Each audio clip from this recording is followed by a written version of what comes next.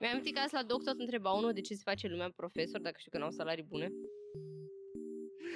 Cumva la genul ăsta mă refer, nu poți să-i critici pe oamenii aia că vor să primească bani pentru munca depusă. Clar nu, dar la profesori mie mi se pare foarte, foarte understandable pentru că au niște salarii mizere și ar trebui și nu sunt singurii și mi se pare că susținându-i pe ei poate chiar o să se producă o schimbare în gen, știți efectul fluture? Gen de la o chestie mică poate să plece după niște chestii mult mai importante și relevante și simplu fapt că gen ne apărăm drepturile și vrem mai mult și cerem mai mult și vrem să fim respectați și să nu ne mai joace corupți în picioare și whatever sau... Adică de asta mi se pare foarte important ce se întâmplă, pentru că nu s-a mai întâmplat de foarte mult timp chiar să iasă așa de multă lume în stradă și să zică, bă, nu ne convine, vă bateți joc de noi, nu putem trăi cu banii ăștia. Și sunt și alți oameni cu alte joburi care sunt în situația asta, evident, că unii zic că, da, domne, ce, că nici eu nu câștig bine, ia mai lasă pe profesori încolo, ce atâția bani, ce, și așa nu fac nimic, am ei cine de mărire. Sunt absolut sigură că sunt o grămadă de oameni care se gândesc așa. Și atâta de nașpa, în primul rând, pentru că e mentalitatea aia gen, bă, dacă mie mi-e rău, să vă fie și vouă rău. Da? Adică dacă eu sufăr, suferiți și voi, duceți-vă încolo. Ceea ce e toxic și fucked up și whatever. Cu schimbarea asta o să vină probabil și altele. Și așa cum ei și-au cerut drepturile în staff, poate o să privească motivare în staff și alte persoane să-și ceară drepturile și să se iasă în stradă. Și sunt foarte puțini profesori care muncesc 8 ore pe zi pentru că nu au unde să-și facă orele alea, gen n-ai unde să predai atâtea ore pe zi. Am văzut că mulți ziceau gen de ce să aibă ei un salariu mare, că nu predau ok, că nu învață copii, dar gen așa ar apărea noi profesori, generația nouă care știu ce probleme sunt în învățământ. Știu. Deci, o să zic chiar pe scurt, pentru că nu voiam să intru iar în subiect, că e așa, deci, omul și pe ăsta. Dacă mărim salariile profesorilor, o să existe mai mulți oameni care or să-și dorească să intre în învățământ și să fie profesori și să predea, pentru că o să fie un job bun, pentru că o să fie salarii bune. Ulterior, asta o să însemne că o să existe mai mulți oameni care se vor lupta basically pe locurile alea. Și asta înseamnă că o să poată să fie mai selectivi și să se aleagă profesorii mai buni, mai bine pregătiți, care au note mai bune la examenele alea ale lor și așa mai departe. Și asta înseamnă că o să existe profesori care nu o să fie frustrați și sictiriți pentru că de-abia le ajung banii să trăiască. Asta înseamnă că o să avem profesori mai bine pregătiți din start, pentru că o să fie mai bine aleși, pe criterii mai stricte și așa mai departe. Asta e main idea, nu știu. El ne-a văzut că salariile profesorilor sunt jenante, da, și eu. Din meditație un profesor face 10 de milioane pe lună. Asta e ideea. Că profesorii ar trebui să aibă din start un salariu bun ca să nu mai fie nevoie să facă meditații. Toată lumea se plânge de meditații, că profesorii nu-și fac treaba la ore și cheamă elevii la meditații ca să le bage bani în buzunar, că uite la ore, deci nu învață ca lumea și după cheamă la meditații și nu știu ce.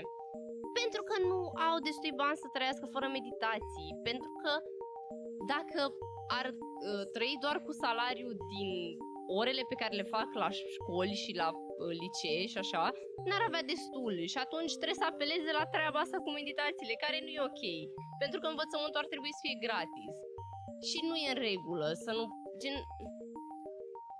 Dar asta s-a rezolvat dacă ar avea salarii mai bune. De ce compare banii din meditații cu salariul? Ale 60 mele nu sunt din salariu, ci din side staff. Era bine dacă salariul lor era de 6.000 de lei în loc să fie 2.500-3.000 de lei. Da, exact. Fac meditații să nu mor de foame, da.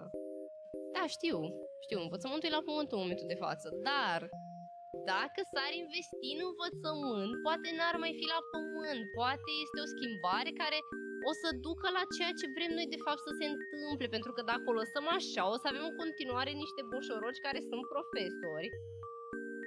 Știi care mai e problema? Că la un moment dat, cred că o să fie efectiv lipsă de profesori. În momentul de față se acceptă și pe aia cu note foarte proaste. Se știe de mult timp că pe materiile reale, gen matematică, info, fizică și așa, nu prea sunt profesori. Pentru că tu dacă termini poli, /info, /whatever, de ce te-ai băgat în învățământ când poți să te duci în IT și să ai din start un salariu de 3 ori mai mare decât dacă te-ai făcut profesor?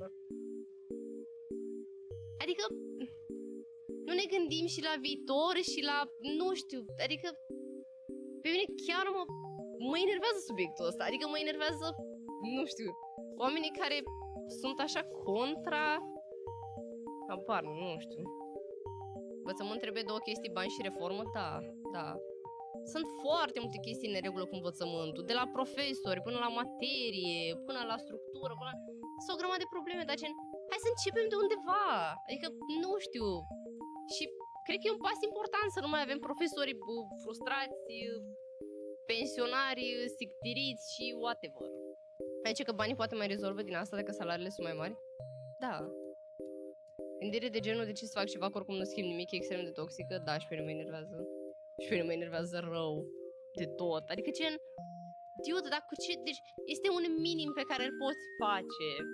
Deci un minim să, nu știu, bine, hai, nu ieși la protest, că whatever, dar măcar susține verbal, măcar, nu știu, răspândește ideea asta, că, bă, e bine că se duc și cer drepturile. Măcar atâta, adică nu știu. Mă simt eu ultimul prost când trebuie să explic de ce profesorii ar trebui să aibă un salariu mai mare, adică e atât de clar încât nici nu știu cum poți să nu înțelegi să pui întrebarea sau o faci doar că subiectul e different. Nu știu, că așa mă simt și eu, gen, dude, nu știu, oamenii, bine, uite, pot să înțeleg de ce unii oameni sunt contra, pot să înțeleg de unde vine răutatea aia, pentru că mulți oameni au avut experiențe foarte proaste cu profesori în școală și în generală.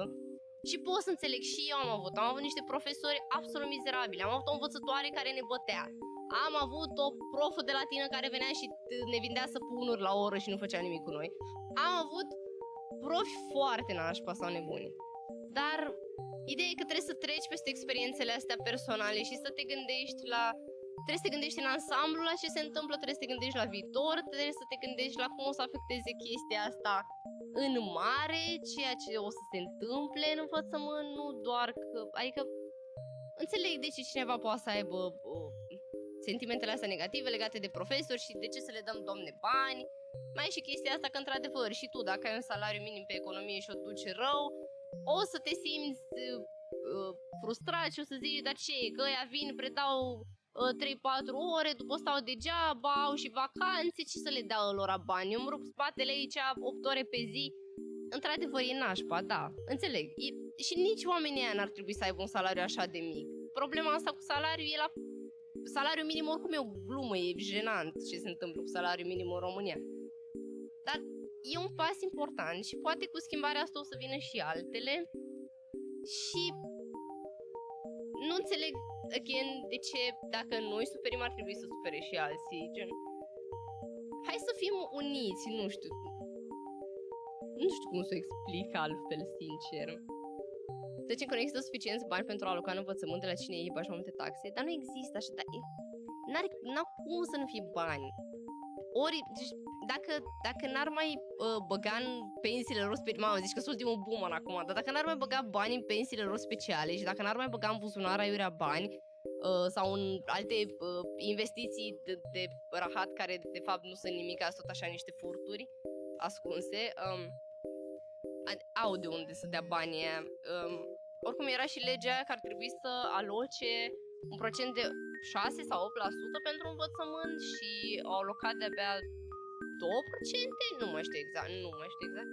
Să vă zic exact numărul, dar 6. Dar nici chestia asta nu s-a respectat.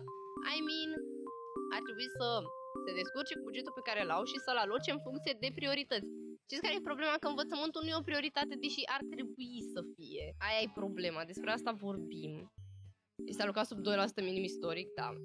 Da, legat de profesorii de care ai zis, nu-ți plac oamenii aia pentru ce au făcut, nu pentru că erau profesori, dar mulți nu gândesc așa. Da, știu. Și gândiți-vă că sunt și sigur toată lumea a dat de măcar un profesor care chiar l-a inspirat, a făcut materia să fie plăcută și așa mai departe, pentru că nu toți profii sunt răi. Dar nici măcar nu contează, asta e o chestie atât de subiectivă, gen hai să nu dăm nimic niciunui profesor pentru că există și unii nașpa, adică cum funcționează asta? Ce sens are? uh, profesorii cer 25% în plus. Mi se pare chiar decent 25% în plus, adică nici măcar nu-i cine știe ce. Tot îi susține, frate. Pentru că știu că la un moment dat o să fie mult mai mulți oameni care o să fie pasionați și o să le fie drag de predat și o să vină cu chef la școală, nu așa pe sictir că știe că și așa primește un salariu mizer, de ce să-și dea interesul. Adică o să se producă niște schimbări. Eu înțeleg și pe oamenii aia că deja dacă ești la, nu știu, ai o vârstă, ai lucrat în învățământ toată viața și nu poți să-ți permiți o vacanță undeva sau mai nimica așa, gen, da, normal că o să fii frustrat și da, nu e ok să te comporți nașpa cu copiii, dar în același timp înțeleg de unde pleacă. Nu-i scuz, nu zic că e ok ce fac, dar doar înțeleg de unde pleacă. Și e mult mai matur să înțelegi de unde pleacă reacțiile astea și ce poți să faci ca să nu mai apară, decât să zici, nu, că s-e căcat profii, nu le dăm salariu. Pentru că asta nu o să rezolve nimic. Asta doar o să ne lase cu lipsă de profesori și aia care or să fie nașpa în continuare. Plus de asta mi-a zis mie, te face profesor că mor de foame. Păi, sunt foarte mulți care sunt gen, au și zis chestia. Adică eu țin minte că am avut extrem de mulți profesori care când veneau frustrați și nu prea ne predau, ci doar aveau un rent din ăla random, pentru că, erau nașpa profii, nu zic nu. Aveau un rent de la random care se luau de noi, că nu ne dăm noi interesul, că suntem proști, că whatever, că nu știu ce. Dar în rentul ăla de foarte multe ori am auzit ideea că și așa ei sunt plătiți foarte prost, că de ce trebuie să vin eu aici, că vin aici la voi la clasă pe un salariu de nimic și voi nici nu sunteți interesați. Adică trebuie să vezi și substratul ăla, gen chiar foarte mulți profesori s-au plâns de-a lungul timpului și sunt frustrați și nemulțumiți. Și e de înțeles, frate, să fii frustrat și nemulțumit cu un salariu de genul ăla. Plus că gândiți-vă că munca unui profesor mai este și corectatul testelor, care și aia ia timp, adică gândiți-vă 30 de teste și să stai să citești, adică chiar durează și aia. Sau să compui niște teste, să stai să te gândești ce subiecte să pui acolo, să le faci, adică mai sunt chestii pe lângă, nu e doar predatul ăla, sau să-ți pregătești materialele, să îți faci PowerPoint-uri, nu știu, joculețe, să te gândești la chestii, să fii interactiv. Practic, munca unui profesor n-ar trebui să fie doar orele alea în care vine și, nu știu, îți zice, da, copiați și voi chestiile astea din manual de la pagina 50 până la 53 și gata, aia e ora. Deci da, nu asta înseamnă să fii profesor, dar din păcate așa a ajuns din cauza faptului că profesorii sunt frustrați și nemulțumiți și plătiți prost și așa mai departe. Sunt foarte multe probleme acolo, dar ar putea începe o schimbare de aici, de la salariu și de la greva asta și de la așa. Ok, bun. Fixul mai este că trebuie să începem de undeva și mi se pare ok ca punct de pornire să începem să le oferim o remunerație mai mare, cel puțin celor care chiar își dau interesul de atâția ani. Eu cunosc personal pe cineva și pe 40 de ani activitate mai pui 2 zerouri și faci salariul lunar. Mi se pare real când știu foarte clar ce dedicată e persoana respectivă și că se obosește să-și facă munca și se dedică pentru ea. După 40 de ani să ai așa ceva mi se pare de-a dreptul nesimțit. Da. Da, știu. Știu ce zici. Ce ai dreptate. Cum a zis proful meu de info, lui nu-i pasă dacă primește mai mulți bani, dar cei care o să vină o să fie practic proști, de nou au apucat să facă programatori. Da, efectiv, da. Nu știu, îmi place cum oamenii zic că profesorii nu fac nimic, ce e așa mare chestie. Dar chiar nu e o meserie ușoară, deci nu e deloc ușoară. Trebuie să suporți niște copii, să fim sinceri acum, e foarte greu să suporți un copil, dar aminte 30 de copii. Trebuie să-ți pregătești materiale, trebuie să faci lecția să fie drăguță, interactivă, whatever, trebuie să corectezi chestii, să te gândești cum să le dai, când să le dai, cum să le dai teste, whatever, adică sunt o grămadă de chestii de făcut, nu înțeleg, chiar eu nu înțeleg. Dar bine că ăla care stă la calculator și apasă câtârlă, primește o grămadă de bani și bine că ăla face multe chestii. Bine, nu zic acum că evident avea nevoie de programatori și ăla e un job, dar vreau doar să zic că dacă aplici logica lor de om rău, că ce fac ăia, că nu e important, așa poți să o aplici la o grămadă de alte joburi, poți să o aplici la orice job. Gen, de ce să fim răi, dude? Deci nu înțeleg.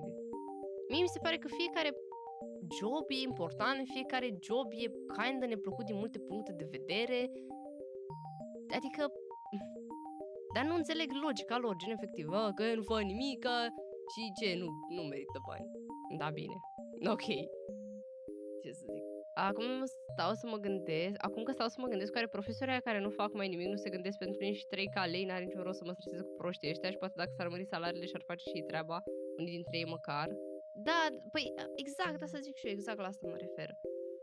Oricum, în fiecare meserie sunt mulți oameni care doar pierd timpul. Da, știu, mereu să existe oameni care pierd timpul. Și ce până la urmă, bă, dacă cineva e plătit pe stat degeaba, cu ce mă deranjează pe mine? Adică și mie mi-ar conveni dacă aș fi plătit pe stat degeaba, bravo lui care noroc. No, ce să zic.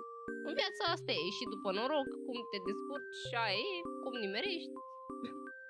Nu știu, adică pe mine mă enervează chestia asta, gen să fii rău for no reason cu oamenii sau cu, nu știu, just why? Cu ce te ajută? Nu te ajută cu nimica, mai rău îți faci, stai așa cu ură de-aia în suflet și răutate și stai așa într-un colț în umbră și te uiți la oameni și te gândești, aoleu, ia uite ăsta al naibii, primește bani și nu face mai nimica, mai are și vacanțe al naibii. Dacă sunt supărați că nu au cu cine să-și lase copilul să angajeze o bonă, să vadă dacă își permit, profesorii sunt în școală să educe pe post de bonă, să stea copii. Da, așa e drept, da. Na, nu sunt nici ei de, nu știu, judecat, că până acum se bazau pe faptul că 6, 7, 8 ore sunt plecați la școală copiii, că na. Dar, cum a zis și Banciu, când e vorba de o chestie de genul ăsta, ar trebui să te gândești la efectele pozitive și urmările pozitive, nu la faptul că trebuie să te chinui tu un pic acum, că ce faci cu copilul și nu știu ce. Adică,